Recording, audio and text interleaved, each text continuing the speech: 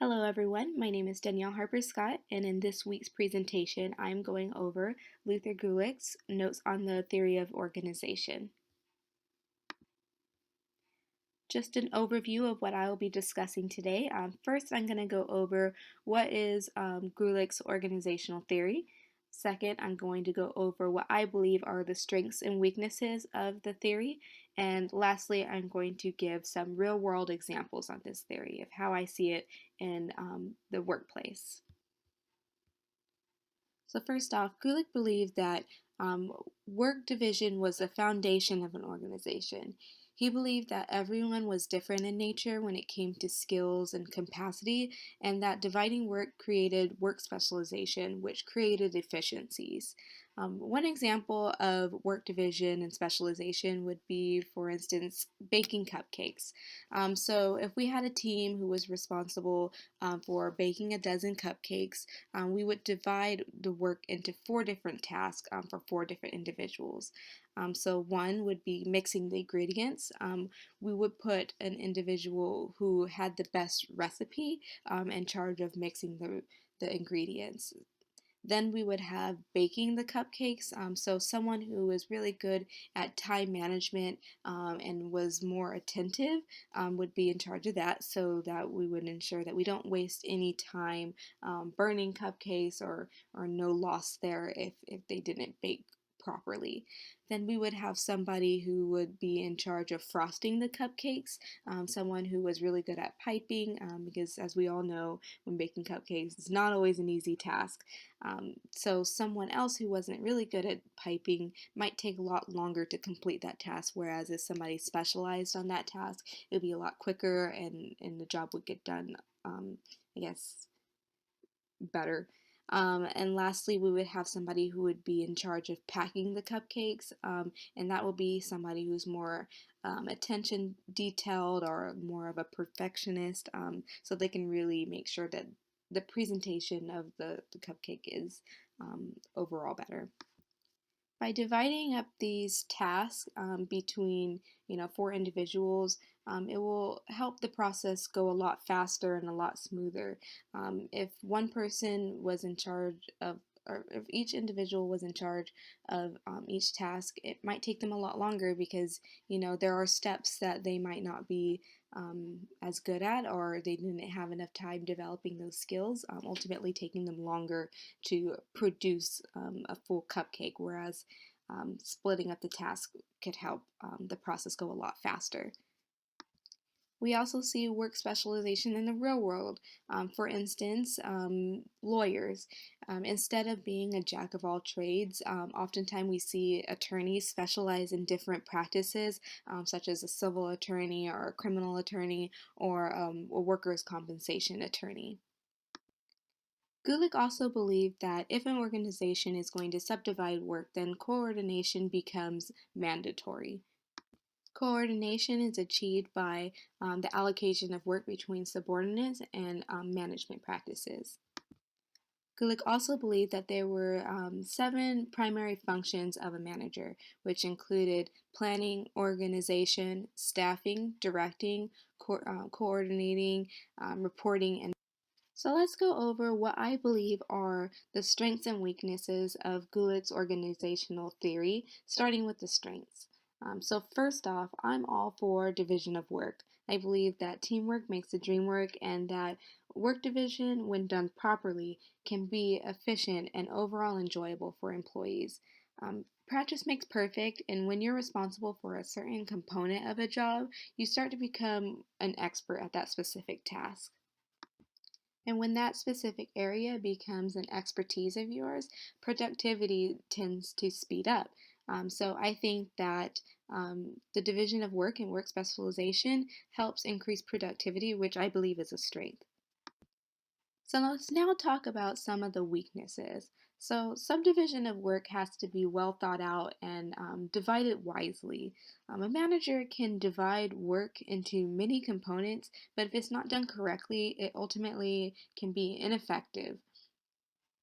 Let's take mailing out notifications to constituents for an example. So some of the tasks that are divided may include creating and printing notifications, folding the notifications, licking the envelopes, and sticking the mailing labels onto the envelopes.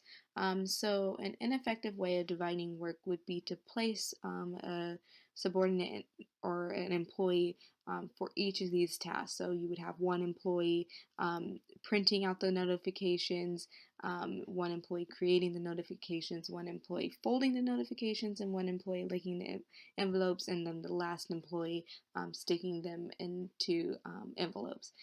So a smarter way of doing that to be more effective would to be grouping those tasks together. So one employee can be responsible for creating and printing the notification and maybe even folding them. The next employee can be in charge of licking the envelopes and sticking the mailing labels on and then mailing them out. So instead of dividing them into, small tasks that really don't make an effect, grouping them together um, would probably be more effective. The last weakness that I identified in the theory was that Gulick did identify the importance of management understanding and having a knowledge of the workers or subordinates' tasks. So let me go ahead and use my workplace as an example.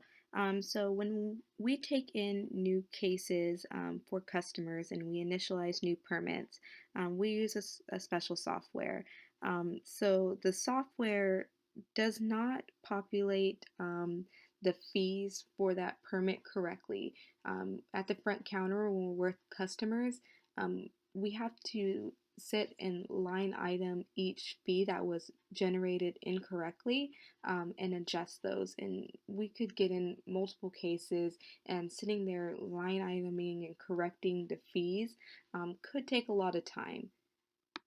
Ultimately, it takes us longer to finish up generating these permits and these cases for customers, decreasing our productivity. So we've brought this up to our management numerous times, and you know it didn't really get that far. We let them know, like, this takes a lot of our time at the front counter when we're assisting customers and opening up these cases, but it wasn't really a concern. It did become a concern when our supervisor had to fill in a shift and work the front counter, and then they saw firsthand, how long it took for us to adjust those fees, and then their eyes were wide open, like, wow, you guys really sit there and adjust each fee.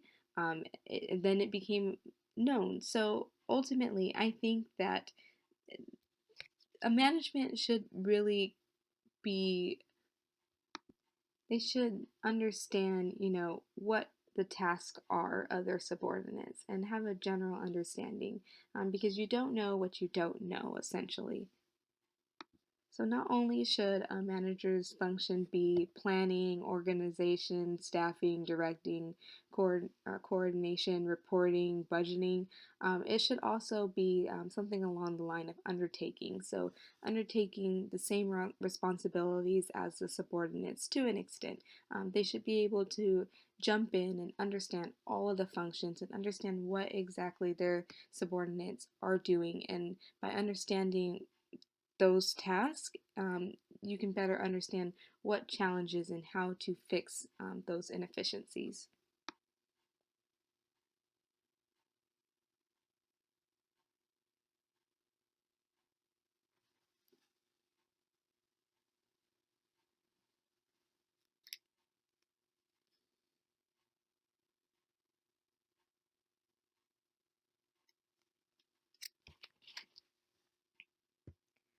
So, where else do we see division of work in workplaces? How about a kitchen in a restaurant? So in a kitchen, when a ticket comes in for a new order, we don't see a chef grab a ticket and single-handedly prepare all the components of the meal, plate it. Rather, we see different chefs on different stations, such as the meat station, the side station, and the plater, the one who puts all the components onto the plate. So each of the chefs are responsible for their specific component to create the meal, which helps produce the order a lot quicker and more efficiently. I also see Gulick's POSCORB theory implemented within my organization. Although there are a little bit, there are some differences um, in regards to the way my management is broken up. We subdivide different management roles. So we have our principal planner, and then we have senior planners, and I report to my senior planner. My senior planner reports to the principal planner, and so we see the components of POSCORB divided between those two managers. So my principal planner is more responsible for the administrative side. So they're more on the reporting and the budgeting and the coordination and planning side, whereas my supervisor, my senior planner, is more responsible for organizational components and coordinating components.